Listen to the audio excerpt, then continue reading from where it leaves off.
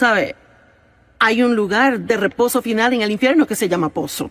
Así que ciertamente no queremos terminar allí, pero no quiero vivir en uno hasta cuando llegue mi tiempo de salir de la tierra. Y a veces la respuesta sencilla de cómo salir de un hoyo es empezar a dar pasos. Levántese y dé pasos. Ahora, ¿ha tenido pensamientos que le llevan al hoyo?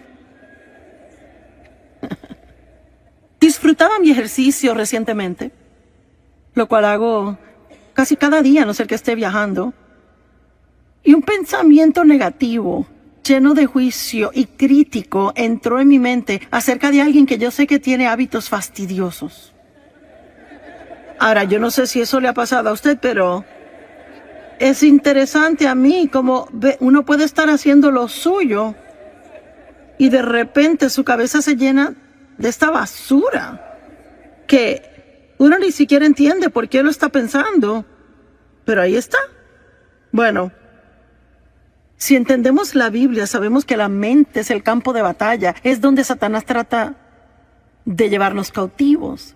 Si él puede tomar nuestros pensamientos cautivos, así que usualmente puede terminar controlando nuestra vida, porque como piensa el hombre, así es él. Es imposible tener malos pensamientos de alguien todo el día y luego ir y tratarles bien. No pasa así. Así que caminar en amor es pensamientos amorosos. Tener una vida positiva es tener pensamientos positivos. Y la batalla en la mente, ceñir de los lomos de nuestra mente, como Pedro dice, esto es algo que tenemos que ser diligentes en hacer regularmente, y uno encontrará que a veces los pensamientos van totalmente en un rumbo malo. Bueno, 2 Corintios 10 nos da una responsabilidad. Derriba esos argumentos, derribando imaginaciones, y razonamientos y teorías, y todo pensamiento que se levanta y se exalta en contra del conocimiento de Dios, y llevando cada pensamiento cautivo a la obediencia de Jesucristo. Bueno, esto no es algo que Dios dice que Él hará por nosotros. Es algo que Él dice que tenemos que hacer. Lo que Él hace por nosotros es que causa que reconozcamos que los pensamientos nuestros van mal. El Espíritu Santo está en nuestra vida para ayudarnos a reconocer que nos estamos desviando del camino. Tenemos que permanecer en el camino estrecho, pero a veces nos desviamos al camino ancho. Puede dejar el sentimiento de culpa. No se tiene que sentir condenado, solo tiene que salirse de ese pozo si está ahí. Regrese al camino estrecho si usted se ha desviado al camino ancho. Y les quiero decir de nuevo, olvídese de la culpabilidad. Puede dejar la culpa. Es que solo porque se ha tentado en hacer algo malo no significa que ha pecado. La tentación no es pecado. El verdadero problema viene cuando reconocemos que estamos mal y no nos importa, seguimos haciéndolo. Pero si está trabajando con el Espíritu Santo para hacer el bien, una persona inteligente, un cristiano inteligente, orará por la convicción del Espíritu Santo en su vida, en base diaria, todo el día, no por condenación del diablo, sino por la convicción del Espíritu Santo. Una es hermosa, la otra es algo absolutamente terrible. No hay nada mejor que el Espíritu Santo diciendo, Él no es ruidoso, no le grita, simplemente, ciérrala, ¿ok? Así que yo estaba caminando y reconocí que estaba teniendo estos pensamientos no buenos.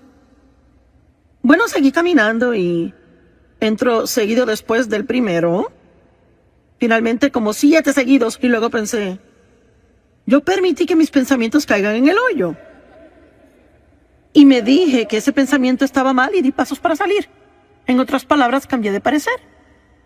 Y comencé a pensar sobre otra cosa y en pocos minutos comencé a bajar al hoyo otra vez. Pero esta vez solo bajé la mitad antes de salirme. Eso continuó varias veces y finalmente ya no caí en ese hoyo más. Ahora, tiene que realizar que solo porque se da cuenta que va en la dirección equivocada una vez no significa que el enemigo le dejará solo el resto del día. A veces tendrá que, oiga lo que digo, pelear la buena batalla de la fe. Amén. A veces tiene que derribar y eso regresa y lo derriba y regresa. Vamos, algunos de ustedes que son pescadores lanzan su red, no pescan nada y vuelven a lanzarla y lanza y si sigue pesca lo que quiere. Estará ahí con esa caña todo el día, ¿verdad? Mi esposo juega mucho golf y le pega mal muchas veces a la bola, pero él eso no lo detiene y sale una y otra vez. Así que hay algunas cosas que sabemos hacer una y otra vez, pero también hay otras cosas en que nos rendimos fácil. Y yo pude haber llamado este mensaje, hágalo de nuevo, pero no lo hice. Pero igualmente, de eso vamos a hablar. Hay una persona que el diablo no puede derrotar. Y es alguien que rehúsa rendirse.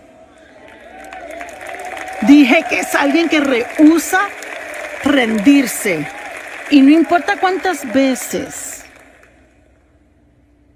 él le vacía pensamientos malos en su mente, usted lo saca, pero vuelve al rumbo equivocado. Cada vez que se encuentre en el hoyo, deje la culpabilidad.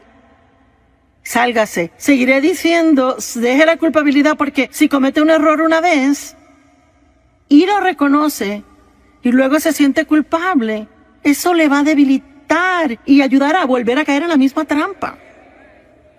La culpabilidad no hace nada bueno por nosotros. Arrepiéntase, sigan sus asuntos. Pablo dijo, una cosa hago. El gran apóstol Pablo, una cosa yo hago. Esa es mi gran aspiración, olvidando las cosas que quedan atrás y prosiguiendo hacia las cosas que están adelante. Y ese es su privilegio, sea que esté en este edificio o viendo por televisión, no importa cuántos errores haya cometido, no importando en qué hoyo se encuentre ahora mismo.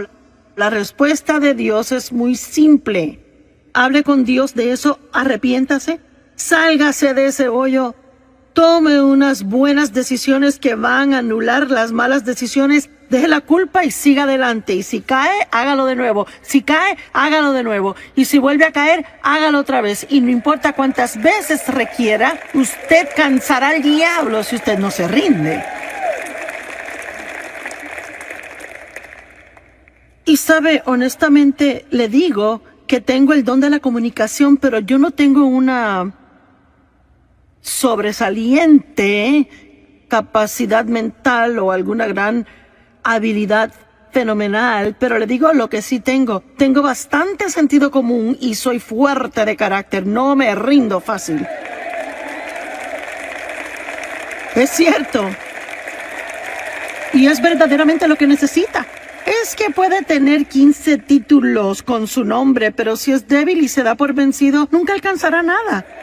Tal vez parezca que es brillante, importante como persona, pero se trata del fruto. ¿Qué tipo de fruto está dando en su vida?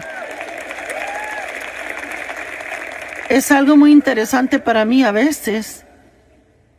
La gente que tiene mucha, bueno, digamos, educación religiosa, ya sabe, han estado en muchos seminarios y puede leer griego y hebreo y ya sabe. Yo creo que eso es buenísimo, no lo disminuyo para nada. Mi mente no puede con eso. Pero hay veces que gente así, no todas, pero algunas personas así juzgan a gente como yo, que simplemente sienten que Dios les ha llamado y ungido para que se levanten y lo hagan. Y están así, ¿y quién crees que eres? ¿Y qué te da el derecho? Y y le buscan cada pequeñito error y cada falla para juzgar y criticar. Pero ¿sabe algo que leí yo en la Biblia? Por los frutos los conoceréis.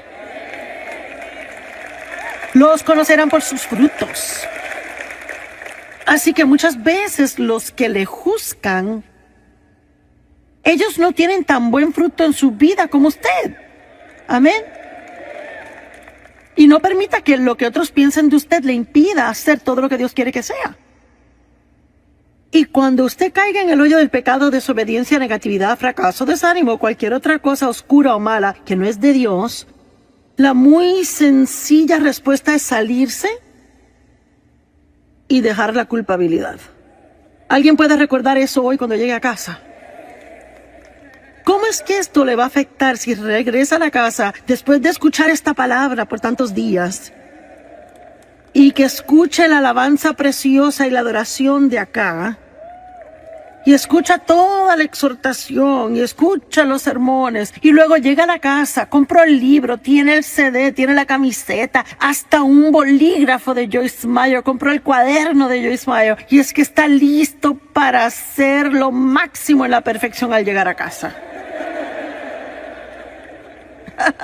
¿Y qué pasa si hoy antes de dormirse alguien le enoja y antes de darse cuenta ya como que wow, bueno, ¿cuántos saben lo que estoy diciendo? Y luego piensa, ¿será que soy salvo? ¿Será que yo soy cristiano? ¿Cómo puedo ir a algo tan hermoso y ya en 2 horas comportarme así? Bueno, porque es que el diablo nunca se rinde. Y la Biblia dice que cuando la semilla es sembrada, está en Marcos 4, que el diablo viene inmediatamente a robar la semilla que fue sembrada. Así que yo no quiero ser negativa y tampoco quiero ser como que les traigo malas nuevas, pero usted puede muchas veces entender que va a ser atacado de alguna forma. Vamos, no me esté mirando así. Será en las próximas, 24 a 48 horas. Porque si hay algo que el diablo no quiere que usted haga, él no quiere que usted vaya a casa y en actualidad repase lo que aprendió aquí, o que medite sobre lo que aprendió, o que siga adelante con cualquier decisión que haya tomado estando aquí. Así que lo que él hace es que él trata de arrastrarlo y sacarlo del camino. Y que se sienta mal acerca de sí mismo para que piense que nada le hizo efecto y que usted puede volver al hoyo que trabajamos tanto para sacarle. ¿Verdad? Ayúdame. ¿No será cierto? Así que es lo que le estoy diciendo. No importa si usted se encuentra de nuevo en ese hoyo, recuerde, dé pasos y deje la culpabilidad.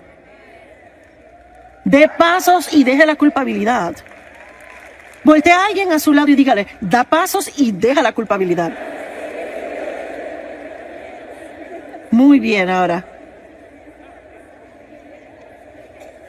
mire, vamos a hablar sobre algo específico, gente en la Biblia que realmente vencieron grandes fracasos y siguieron adelante haciendo cosas grandes. Y espero enseñarles con esto que Dios no se desanima al ver nuestros errores como nosotros a veces. ¿Sabe por qué? Porque Él ya conoce cada error que vamos a hacer antes de llamarnos a una relación con Él. Dios no se sorprende con usted ni un poquito. Muy bien. ¿Y si simplemente fracasamos en algo que Dios le pidió hacer? Hablemos de Moisés. Como cada gran hombre o mujer de Dios, o cada hombre o mujer de Dios, podemos dejar la palabra gran, todos tenemos debilidades. Y muchas veces Dios sabe que hay un área que es débil y caemos. Es como el aguijón en la carne. Bueno, para Moisés era la ira. Moisés era un gran hombre de Dios, pero se enojaba. Y esa ira fue problemática. Más de una vez, y de hecho, terminó siendo la razón por la cual a él no se le permitió dirigir a los hijos de Israel a entrar a la tierra prometida. Él dejaba que sus emociones se salieran del lugar y hacía cosas que no debería hacer. Y en Éxodo 32, comenzando en el verso 15, dice, Moisés volvió y descendió del monte trayendo las 2 tablas del testimonio en su mano. tablas escritas por ambos lados. Y estaban escritas de un lado y del otro. Y las tablas eran la obra de Dios. Y la escritura, donde Dios había grabado los 10 mandamientos, estaba en esa tabla. Ahora, él estuvo ahí 40 días y 40 noches y bueno, no hay mucho escrito sobre lo que pasó cuando estuvo allá. Y cuando él regresó con las tablas, y francamente me imagino que fue demasiado asombroso para encontrar palabras para describirlo o escribirlo para que lo entendiéramos. Y sabe, aún Pablo tuvo diferentes visiones y dijo que fue arrebatado al tercer cielo y ni siquiera se molestó en explicarlo porque hay cosas que pasan entre usted y Dios y no se pueden explicar a nadie más. Así que, usted sabe, muchas veces hay personas que me dicen, bueno, ¿qué pasó cuando Dios la llamó? Bueno, no es realmente algo que uno puede explicarle a alguien, uno sabe. Uno sabe que sabe que sabe. Y lo difícil de tratar de explicar nuestras experiencias a otro es que ellos intentan tener la misma experiencia. Y solo le puedo decir que si Dios le quiere decir algo, Él se revelará a usted. Deje de buscar por la experiencia de otro. Y solo espere que Dios lo busque a usted donde usted está y que haga lo que debe hacer en su vida. Y yo no sé qué pasó allá arriba con Moisés. La Biblia no nos dice y obviamente no nos incumbe. Solo sabemos que él bajó con 2 tablas de piedra y actualmente no eran grandes. Y fueron grabadas por al frente y por atrás. Fueron escritas con la mano de Dios. Y vaya, eso tuvo que haber sido santo, asombroso, indescriptible la experiencia. Bueno, cuando llegó a una parte del camino, bajando la montaña, a un lugar donde pudo reunirse con Josué otra vez. Porque es que algunas personas empezaron con él, pero llegaron hasta cierto punto y solo Moisés pudo subir hasta arriba. Así que Josué escuchó el sonido de la gente que se suponía que estuvieran esperando en el campamento y ellos no reconocieron lo que era sonido de batalla, sonido de victoria y Moisés dijo, escucho cánticos, verso 19, y cuando él llegó al campamento y vio el becerro de oro que ellos hicieron y comenzaron a adorar. ¿Por qué? Porque se cansaron de esperar. Hay una prueba en esperar, ¿verdad? Y solo estar seguros que estamos esperando en Dios y no haciendo nuestra propia cosa, en lugar de esperar en Dios. La ira de Moisés ardió, su debilidad se estalló. Y él arrojó las tablas de sus manos, las quebró al pie del monte. Así que aquí están las tablas que Dios escribió con su propia mano. En un ataque de ira, Moisés las arroja al piso y las quiebra. ¡Wow! Bueno, ¿será que Dios puede confiar en él de nuevo? ¿Será que Dios podrá usarlo otra vez? Pero en Éxodo 34:1, el Señor dice a Moisés, corta 2 tablas de piedra como las primeras. Y yo escribiré sobre estas tablas las palabras que estaban en las primeras tablas que tú rompiste. Cuando te enteraste de la idolatría de Israel. Así que él ahora tuvo que regresar a la montaña. Otros 40 días y 40 noches. Y imaginémonos, usemos nuestra santa imaginación. Vamos a imaginarnos cómo Moisés se pudo haber sentido cuando comenzó a subir a la montaña y tuvo que pasar por los pedazos rotos de su primer error. Eso pudo en la actualidad desanimarlo a tal grado donde nunca hubiese querido hacer el segundo viaje. Escuche, tiene que tener cuidado si está desanimado ahora por los misericordias de Dios más que nunca. Segunda de Samuel 11, verso 1. Y aconteció que en la primavera, en el tiempo cuando los reyes salen a la batalla, que David envió a Joab y a sus siervos con él y a todos los hombres de guerra de Israel y destruyeron a los amonitas y sitiaron a Rabá. Pero David se quedó en Jerusalén. Ahora, hay un mensaje solo en esto, pues era el tiempo en que los reyes iban a la batalla, pero David se quedó en casa. Él envió a los demás y él se quedó en casa. ¿Sabe usted qué? A veces usted puede cuidarse de no meterse en problemas solo estando donde debe estar cuando debe estar ahí.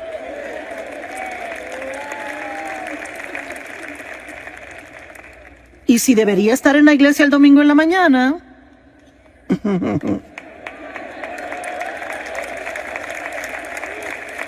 es cierto. Y me pregunto cuánta gente sinceramente pensó, pues no, yo no sé, quizás me regrese a la sesión de la tarde y yo no sé, quizás se comieron más donas de lo que se suponía y se cansaron y decidieron quedarse. O irse a casa. Bueno, yo no sé, quizás después se metan en alguna clase de lío en la tarde, caigan en tentación y se suponía que estuviesen aquí. Si hubieran estado donde se suponía que estuviesen, entonces no hubiera pasado. Es importante estar donde debe estar cuando debe estar, ¿verdad? ¿Cuántos deben de estar pasando el tiempo con Dios cada mañana antes de salir por la puerta y hacen otras cosas? ¿Tiene usted alguna idea de cuánto se evitaría así durante el día? Si usted está donde debe de estar cada mañana por un cierto periodo de tiempo, y no me importa si son 5 minutos, empiece el día con Dios. No trate de empezar por sí solo, porque si empieza por sí solo, no le va a gustar cómo el resto del día le salga. Nuestra fuerza se encuentra en Dios. Y una tarde, verso 2, David se levantó de su sofá y estaba caminando en el techo plano del palacio del rey, y de allí vio una mujer bañándose. Yo nunca me he bañado en el techo, pero aparentemente ellos lo hacían. Y me imagino que era un lugar bueno para bañarse, yo no sé. Y ella era hermosa en apariencia, y yo no sé, quizás David sabía que las damas se bañaban en los techos. Y quizás por eso fue a caminar en el techo, yo no lo sé. Pero de todos modos, tampoco me he ido a caminar sobre un techo. Así que puede que haya cosas más allá de lo que reconocemos. Y David envió palabra e inquirió acerca de la mujer, y alguien dijo, pues ¿acaso no es Betsabé, la hija de Eliam, la esposa de Urías el Eteo? Así que no hay engaño aquí. David sabe que es casada. Él sabe que ella le pertenece a otra persona. Él no está donde debe estar. Él no estaba fuera en batalla. En la época del año, cuando los reyes salían a la batalla, él se quedó en casa. Él estaba en el techo, mirando al techo de ella. Yo no sé.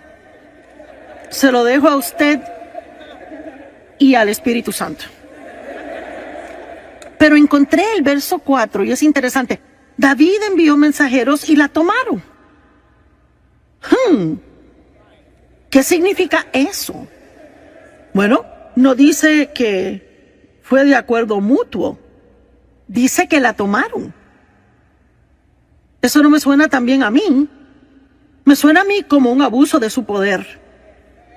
Cuando ella llegó a él se acostó con ella, y ella, cuando se purificó de su inmundicia, así que estaban viviendo bajo las leyes de la época, y aparentemente en esta situación, ella como mujer casada, teniendo sexo con él, la hacía ella inmunda, y ella tenía que pasar por ritos de purificación antes de regresar a casa. Bueno, ¿sabe qué? Su pecado siempre le encontrará. La mujer concibió y mandó palabra y dijo, estoy embarazada. Y yo quiero que vean la profundidad de la depravación en que David, el amado de Dios, cae en esta situación. ¿Cuál fue su debilidad? Lujuria. No fue temor, tampoco ira, fue lujuria. El diablo tienta a diferentes personas en diferentes formas, y déjeme decirle algo, tiene que conocerse. Y debe de hacer todo lo que pueda por fortalecerse en áreas donde sea débil. Es cierto. Déjeme decirle, si es un hombre o una mujer y es sentado de esa manera y tiene una linda familia y no quiere hacer nada que la estropee y ha cometido errores en el pasado y trabaja en un lugar donde hay muchos hombres atractivos o muchas mujeres hermosas, déjeme decirle algo, mejor es que entre con los ojos cerrados y ore antes de entrar ahí. Y no se vaya al cafecito con ellos y no tiene que contarles de los problemas en casa y no tiene que llevarle donas en la mañana. Corra como un loco.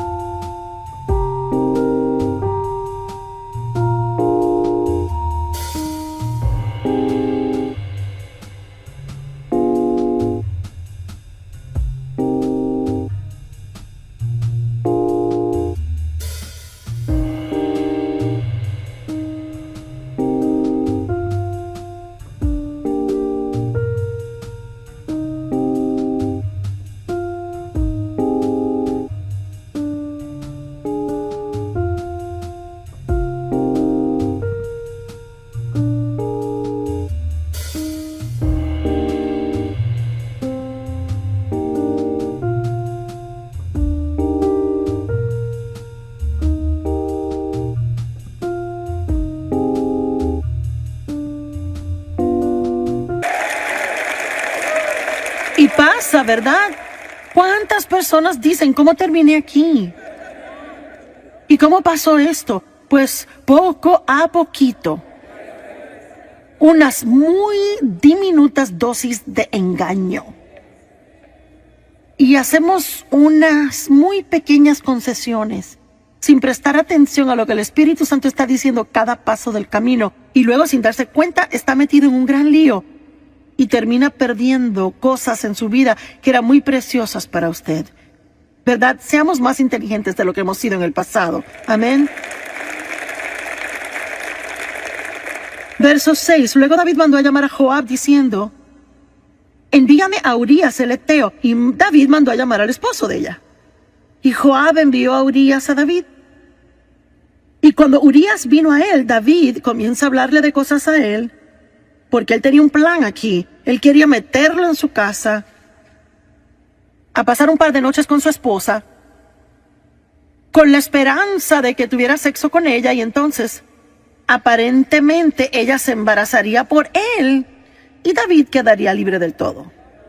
Y vemos confabulación, engaño, pecado sobre pecado sobre pecado.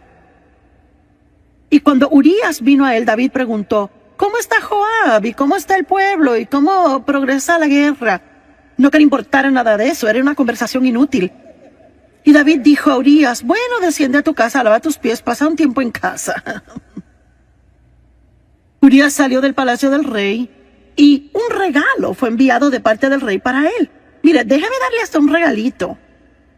Pero Urías, quien obviamente era un hombre de integridad, de un hombre leal, un hombre de carácter, él durmió a la puerta del palacio del rey con todos los siervos de su señor y no descendía a su casa. Cuando se lo contaron a David, mira que Urías no descendió a su casa. David dijo a Urías: no acabas de llegar de una larga jornada porque no te fuiste a tu casa. Aquí vemos el carácter de Urías. Urías dijo a David: el arca de Israel y Judá está morando en chozas, refugios temporeros, y mi señor Joab y los siervos de mi señor están acampando en el campo abierto. ¿Debería yo ir a mi casa y comer y beber y acostarme con mi esposa? Por tu vida y la de tu alma, yo no haré esta cosa. En otras palabras, está diciendo: mis hermanos están allá sufriendo. El arca de Dios ha sido capturada. El nombre de Dios es profanado. Yo no puedo irme y disfrutar cuando todos los demás aún tienen dificultades. No lo haré. Verso 2. Entonces David dijo a Urías: bueno, quédate aquí hoy también y mañana te dejaré ir. Y Urías permaneció en Jerusalén ese día y el próximo. Pero David aún no ha terminado. David lo llamó a cenar y comió y bebió con él y así lo emborrachó. ¿Están siguiendo esto? Este es David quien escribió los Salmos. El amado de Dios que todos admiramos. Salmo 23. El Señor es mi pastor, nada me faltará. Por favor. Y él comió y bebió con él y emborrachó a Urías, y en la tarde fue y se acostó en su cama con los siervos de su señor, y aún así no descendió a su casa. Oh, le apuesto que David estaba nervioso. Y ya sabe, En ninguna manera estoy degradando a David. Él era un gran hombre de Dios y sabe, si usted es tentado a tomar lo que digo mal y me quiere escribir una carta, ya sabe. Estoy aquí tratando de probar un punto práctico de que este hombre era un hombre normal y se hizo un gran hombre de Dios, pero él no era perfecto como hombre. Amén. Y aparentemente, él creyó que Dios era mayor que su mayor error. Y pienso que toma un increíble coraje para en su totalidad hacer algo que usted sabía que no debía hacer. Se defraudó a sí mismo tanto y defraudó a otras personas, hirió a otras personas y aún dirá, me levantaré y volveré a mi padre y él me sanará y me restaurará una vez más. ¿Qué hizo el hijo pródigo? Él tuvo una vida tan mala que él vivía con los cerdos. Malgastó toda la fortuna de su padre y la Biblia dice que volvió en sí. Yo no sé, quizás alguien me está escuchando ahora mismo, quizás está viendo por televisión desde el sofá o reclinado. Y una vez dije al predicar, dije, hey, tú acostado en tu reclinadora tomándote esa cerveza. Y tenemos este testimonio. Un hombre joven de 20 años estaba haciendo eso. Había estado en una racha de drogas por mucho tiempo y él dijo, cuando usted dijo eso me asustó tanto. Él dijo, me sentí sobrio y acepté a Cristo.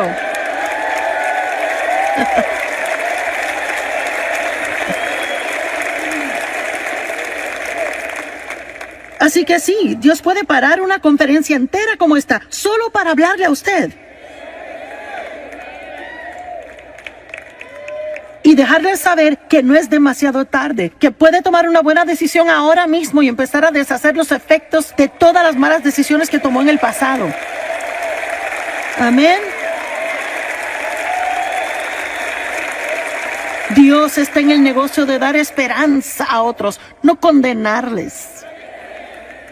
Y les repito, no estamos alivianando el pecado. Tenemos que estar muy arrepentidos, rápido para arrepentirnos, estar muy compungidos por las cosas que hemos hecho mal.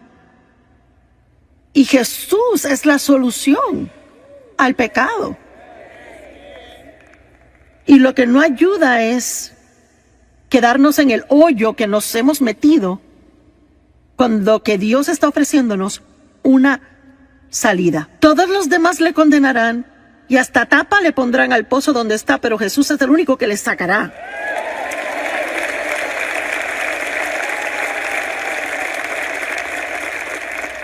Y él escribió, David escribió una carta a Joab y la envió con Urías. Escribió en su carta, verso 15, pon a Urías en la fila de enfrente, la batalla recia, y déjalo ahí a fin de que sea herido y muera. ¡Guau! Y sabe, he leído esta historia de David una y otra vez y es que nunca lo leí despacio como para ver esto bien y poder ver cuán asombroso Dios es y cuán misericordioso Él es. Y luego pasó todo un año y no se arrepintió. Ni siquiera se arrepintió hasta que el profeta lo confrontó contándole una historia. No voy a entrar en la historia. Y él realizó que él era el hombre en la historia de quien se trataba y de momento fue confrontado. Y sabe, a veces podemos pecar terriblemente y podemos engañarnos tanto, podemos estar bajo tantas capas de excusas, ¿verdad? Y ya no encaramos lo que anda mal. Y quizás usted necesita hacer eso hoy, quizás debe de dejar de poner excusas, quizás debe dejar de culpar a otros y debe simplemente ver cara a cara la fealdad de lo que ha hecho. Pero eso no es algo malo, eso es algo bueno, porque ese es un lugar de nuevos comienzos.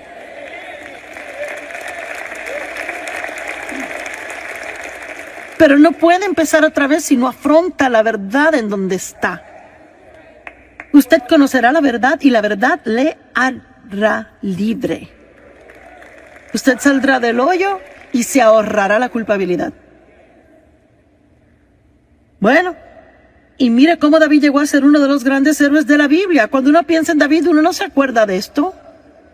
A mí ni me gusta tener que pararme aquí y sacar esto porque me gusta el cuadro que tengo de David aparte de esto. Pero esto muestra cuán asombroso Dios es y espero imparte esperanza a muchas personas que se encuentran en una mala situación y que han creído las mentiras del diablo de que ya es demasiado tarde. Pero hubo consecuencias de ese pecado y no quiero decir que no las hubo. La Biblia actualmente dice que David ya nunca estuvo sin guerra en su casa después de esto. Así que hubo definitivamente consecuencias. Y eso es lo que debemos recordar del pecado. El pecado siempre es perdonado. Dios siempre perdona y usted puede siempre ser restaurado en comunión con Dios. Pero eso no quiere decir que siempre pueda evadir todas las consecuencias de las cosas malas que ha hecho. Y honestamente, yo ni sé si deberíamos querer eso tanto. Pienso que a veces deberíamos decir, ¿sabe, Señor, qué? Estoy tan agradecido que me has perdonado y estoy agradecido de que me amas y estoy agradecido de que tengo comunión contigo y que no tengo que sentir culpabilidad. Pero no creo que sea algo malo que tenga estas consecuencias porque quizás me ayudarán a recordar no hacerlo de nuevo en el futuro.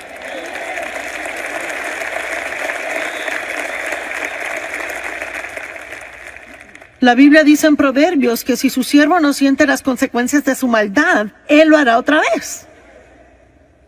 Por eso no se puede criar hijos y nunca permitir consecuencias por algo que hicieron mal y esperar que se comporten solo porque uno les dice. Yo siempre le daba a mis hijos mi palabra primero y si eso no funcionaba les tocaba las circunstancias.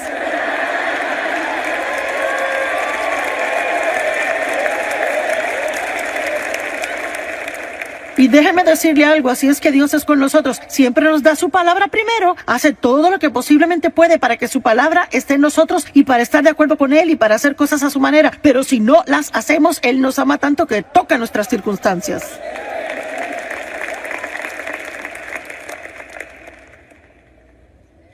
¿Qué tal Pedro?